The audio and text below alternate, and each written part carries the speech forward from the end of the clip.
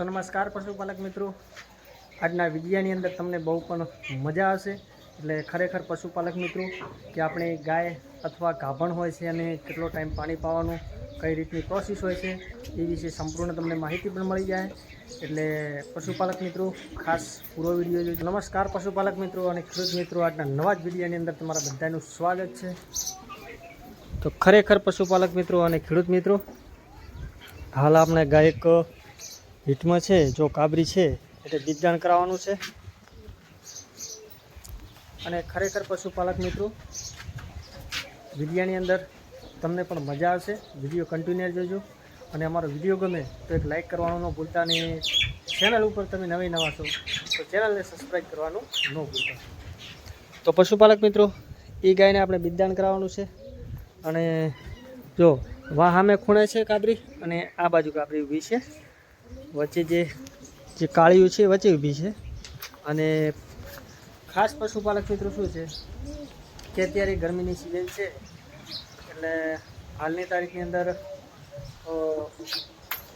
થોડુંક દૂધમાં પ્રોડક્શનમાં ઘટતું હોય છે, કારણ કે હજી ગરમી એટલી બધી નથી, પણ જ્યારે ગરમી પડવાનું દાબી શરૂઆત થઈ જાય ત્યારે કોઈ પણ પશુ દૂધ કાપી નાખતું હોય છે।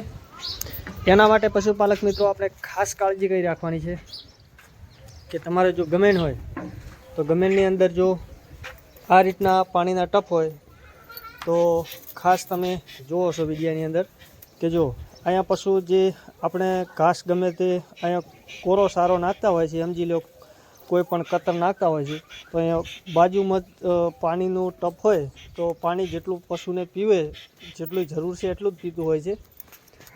અને આપણે બીજું શું કરતા હોય છે ખબર છે કે ખરેખર જે ટોકે લઈ જઈને પાવતા હોય છે ને, ત્યાં પશુ જ્યારે તરસું થઈ જાય ફૂલ અને પાણી પીને વધારે પડતું શું છે કે અત્યારે રાયડાનું ફોતરું છે અને અથવા બીજી ઘણી બધી રાજકરાની ફોતરી જે સાર હોય છે એ ખાય છે, તો બને છે કેવું કે વધારે પાણી પીવરાઈ જાય તો પશુ આફરો આવી જતો હોય છે। તો ખરેખર પશુપાલક મિત્રો જ્યારે પશુ એનો ટાઈમ થાય ત્યારે તમારે પાણી પણ પાઈ દેવાનું, કારણ કે વધારે તરસું થઈને આપણે પાણી પાવતા હોય છે ત્યારે પશુને તકલીફ પડતી હોય છે, એટલું પાણી પી જતું હોય છે। અને ખાસ મિત્રો એ ધ્યાન દેવાની જરૂર છે કે જે ગાભણ પશુઓ છે એમને ટાઈમસર પાણી જોતું હોય છે અને એમની લિમિટ પ્રમાણે પાણી જોતું હોય છે।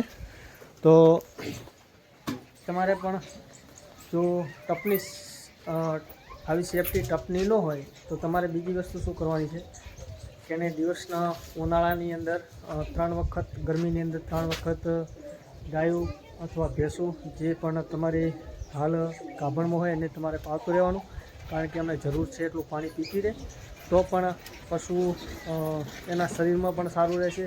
અને બિલકુલ અત્યારે ખોરાક પણ પશુપાલક મિત્રો બિલકુલ ઓછો લેતું હોય છે, એટલે વધારે પડતું પશુ પાણી અત્યારે ઉનાળાની સિઝનની અંદર પીતું હોય છે।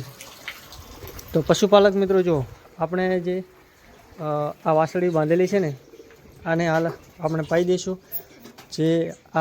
જે મોટી ગાય ઊભી છે આપણે બાયણે લઈ લઈશું અને એની અંદર બાંધી દઈશું, એટલે અંદરથી સાર ખાઈ લેશે અને એમને જેટલી જરૂર હશે એટલું પાણી પી લેશે। 1 કલાક આપણે બાંધીને રાખશું। તો પશુપાલક મિત્રો અને ખેડૂત મિત્રો, અમારો વિડીયો આજનો કેવો લાગ્યો કોમેન્ટ કરજો અને વિડીયોની અંદર એક લાઇક કરવાનું ન ભૂલતા। જય માતાજી।